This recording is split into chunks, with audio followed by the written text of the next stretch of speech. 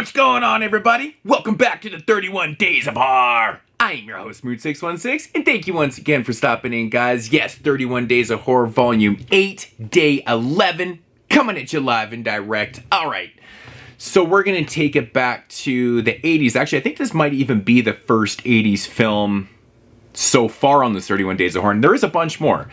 Specifically 1982, and we're going to go from the UK, was that the last one, to Indonesia, with a film that I've wanted to see for so long.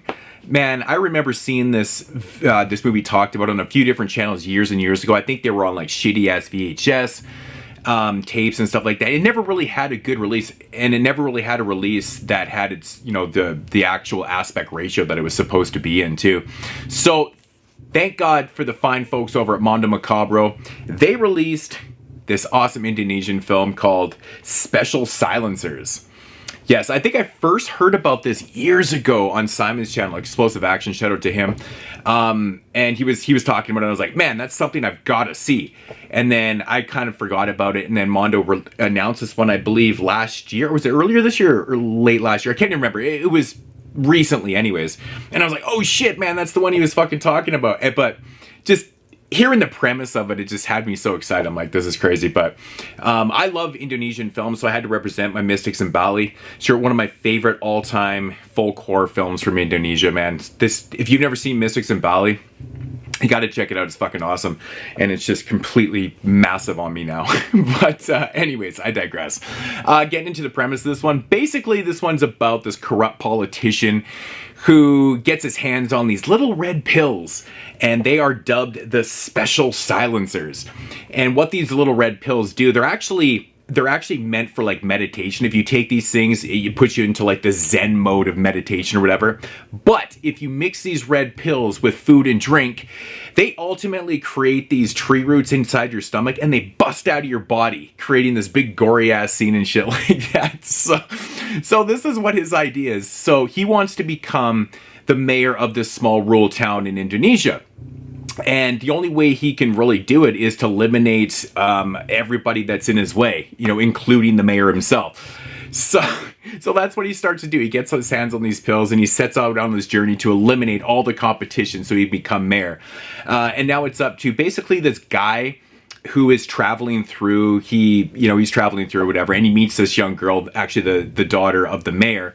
Anyways, people start getting picked off one by one and stuff like that, and this corrupt politician thinks that this kind of traveler guy like knows some things and stuff, so they try to basically kill this guy off and stuff, and he gets caught up with this girl and stuff, and then they basically, it's up to them to figure out and stop this, you know, the carnage that's going on, because ultimately her father falls victim to the red pills and stuff like that, and then they gotta fight kung fu style to tame the situation. So anyways, that's the premise of the film. So my thoughts on Special Silencers, holy flying fuck, man. This shit did not disappoint me one bit. Now, originally, like, I mostly watch the native language in films, unless they're going to be movies like this and Godzilla films. I'll watch the dubs. This is the type of movie you have to watch with the dub, because it is so goddamn funny. The fucking dub, first of all, had me pissing myself through the whole thing, man, but there's just half of it, man. It's just so great. But honestly, this movie is so much fun. Like, that premise alone, red pills that make tree roots bust out of your torso, is ridiculous. It's absolutely ridiculous. And, you know, I would say more or less this movie, it definitely has its horror value to it. But I would say it's more of like, you know, a kung fu film at its heart, with a lot of horror elements and stuff like that. Like I said, there's a lot of top-notch gore, all practical effects. Obviously, it's 1982 and stuff like that.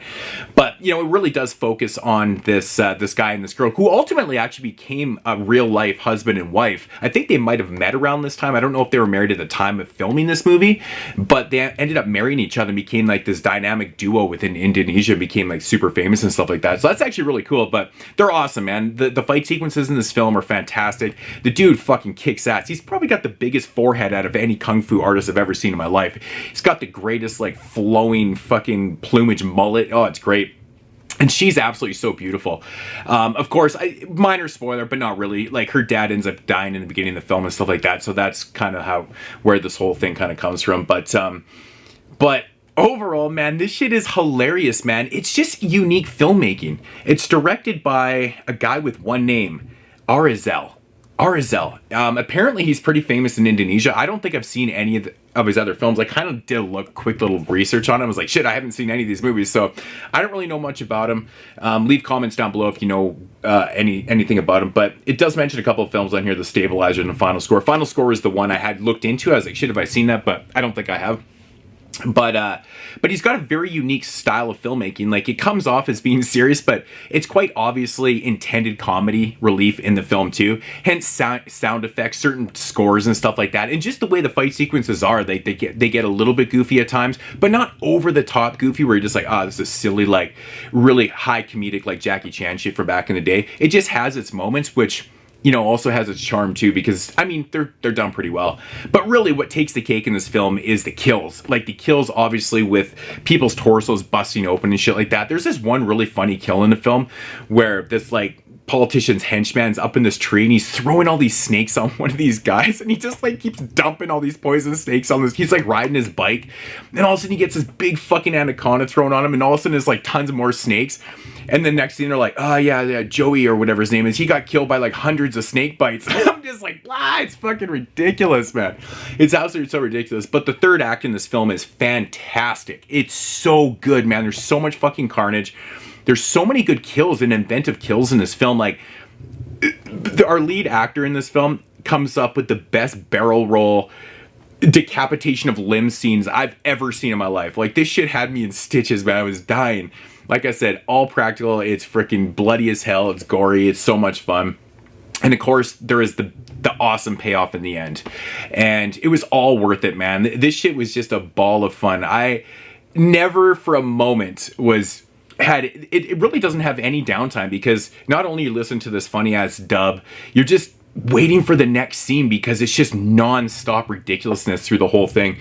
Oh man, it was just so much damn fun. But one thing that had me a little bit jarring at times, and it just might be the technique of the editing and the style of film that this guy wanted to create. But a lot of the transitions in the film were like, they would freeze frame, and sometimes on a cliffhanger, like someone's about to die and it would just like freeze frame and it would cut to the next scene. I was like, holy fuck, you know, put another $1 in the jar for saying jarring. But holy shit, man, like I was like, I've never really seen that before in filmmaking, where you would do that multiple times, and it wasn't like a persistent thing. He just kind of picked and chose when he wanted to do these type of transitions and shit, and it was just like really bizarre to me. But I really enjoyed it, man. It's like, it comes off as being like really goofy and not very professional filmmaking, but at the same time, it really fits the tone and the mold of the film so well. I thought it was really, really well put together, and it's intentional. Some people be like, oh, that's shitty, but no, it's actually intentional. So yeah, I mean, what a fucking ball of fun this one is. I'm coming in at an 8 out of 10 on this one. You got to go out and check this one out. So I believe this was late last year. It's still readily available from Mondo Macabro. You can get it for like $20 if it sounds good to you. But Special Silencers, what a premise, what a fun ass movie, man. If you like kung fu movies, if you like horror films, obviously if you're watching this review, you probably do. But it's definitely worth your time, man. This is a great genre bending type film, and yeah, definitely watch it with the dub, because holy shit, dude, like. I'm just thinking of another scene when this guy's kind of taunting this dude. He's like, oh, waiting for him and shit. Oh man, this is why you watch dubs, man, because like on films like this, you can't watch dubs on serious films. It just doesn't make any sense. But with that said, I don't want it to come off sounding like this is super over-the-top goofy and shit, because it's really not. Like, there's a lot of, like, heart put into this, and a lot of, like, really, really good martial arts and stuff like that that's put into this and stuff, but it just has its moments, and I really like that it's not consistent with that goofy tone. It has a serious tone, but then it has these moments and stuff. It's cool. Music's cool. There was one odd sound effect in the film. It was literally, it came down to this, like, kind of goofy part. It was like, bing!